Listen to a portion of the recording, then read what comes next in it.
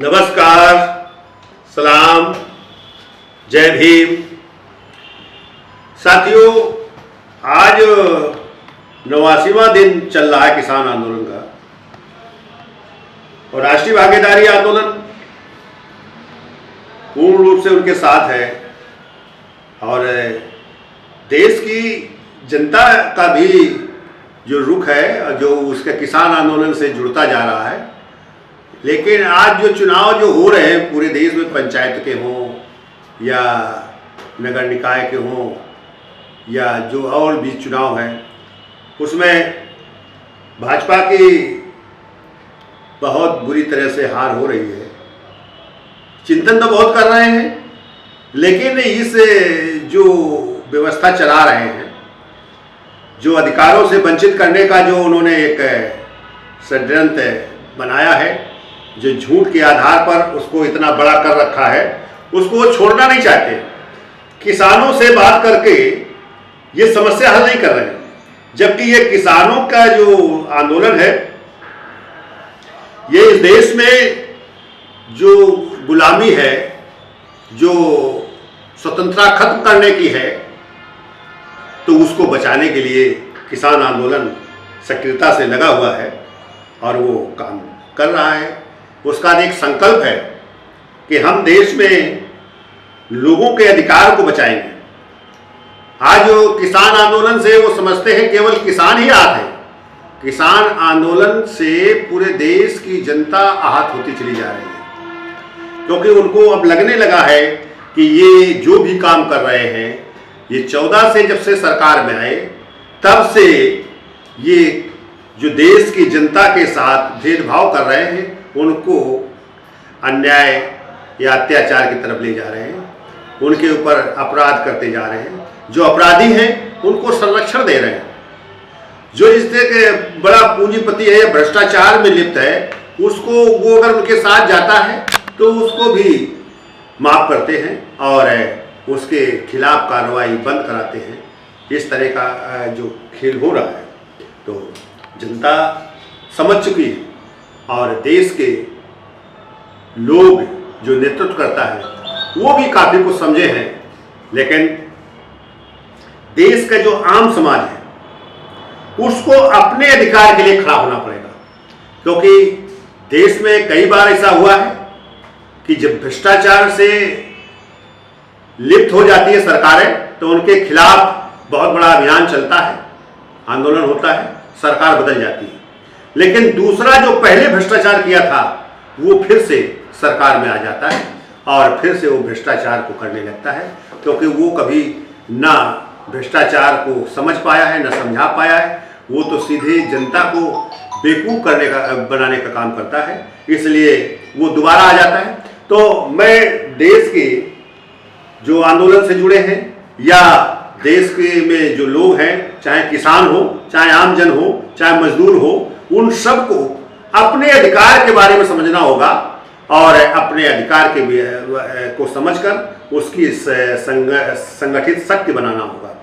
तब इस देश में जो राजनीतिक पार्टियां हैं, वो जब उनकी ताकत देखेगा, वो जो सामाजिक ताकत होगी, तो उसको जब देखेगा तब या तो वो अपने जो नीतियों में बदलाव करेगा और उनको न्याय देने के लिए सोचेगा और उस पर वो काम करेगा। तभी इस देश में एक नई शक्ति उभर के आएगी और सबको न्याय से जोड़ने का काम होगा। तो इस देश में फिर ये जो बार बार लोगों को अधिकार छीनने की प्रवृत्ति जो आती है, देश में भ्रष्टाचार करने की जो प्रवृत्ति आती है, देश में को लूटने की जो प्रवृत्ति आती है, ये सरकार तो पूरी तरीके से लूटने का काम कर रही है। आज पेट्रोल के देख लिए, डीजल के लिए भाव देखिए कि आज 100 रुपये के पार हो रहे हैं और इस तरह की जो स्थिति बनी हुई है।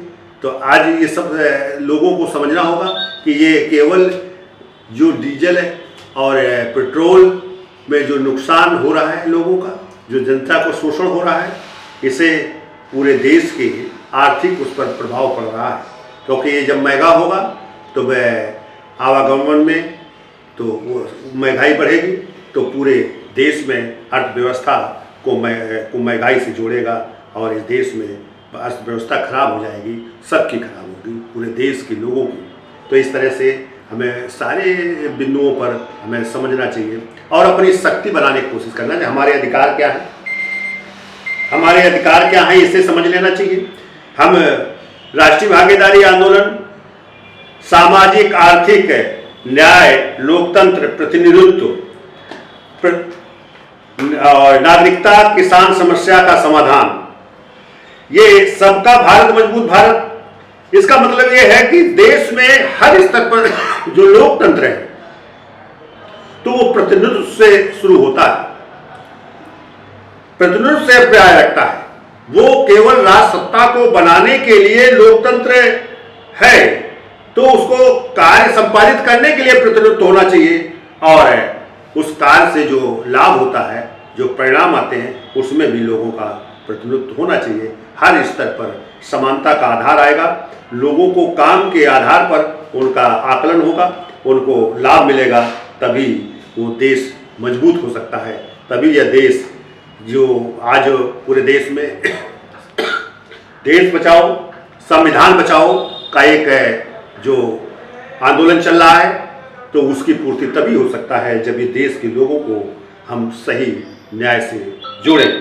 तो अब दूसरा है, भूमिहीन किसानों को भूमि 3.25 एकड़ से 7 एकड़ सबको कार्य, न्यूनतम रुपया 15,000 से 18,000 या 1 लाख से रुपया 20 लाख तक बिना ब्याज 10 वर्षों के लिए रोजगार हेतु देना होगा। न्याय, न्यूनतम पेंशन रुपया 10,000 वृद्ध, विकलांग, विधवा, प्रधान, बीडीसी, डीडीसी, सभासद आदि सभी को, और रोटी, कपड़ा, मकान, शिक्षा, स्वास्थ्य, सम्मान के देना होगा। और तभी जो है इस देश में बराबरी हो सकती है, तभी विकृत सामाजिक व्यवस्था का अंत होगा और समान सामाजिक व्यवस्था का उदय होगा। तभी इस देश में ये जो आरएसएस सिस्टम है, जो माफिया भ्रष्टाचारियों का एक गोल है, पूंजीपतियों का एक गोल है, उसमें परिवर्तन होगा और वो देश के लिए फिर या तो काम करेंगे या फिर देश में कानून के तहत या तो पागलखाने में होंगे या फिर जेल के में होंगे या फिर उनका सीधे नस्ते नाबूद होगा।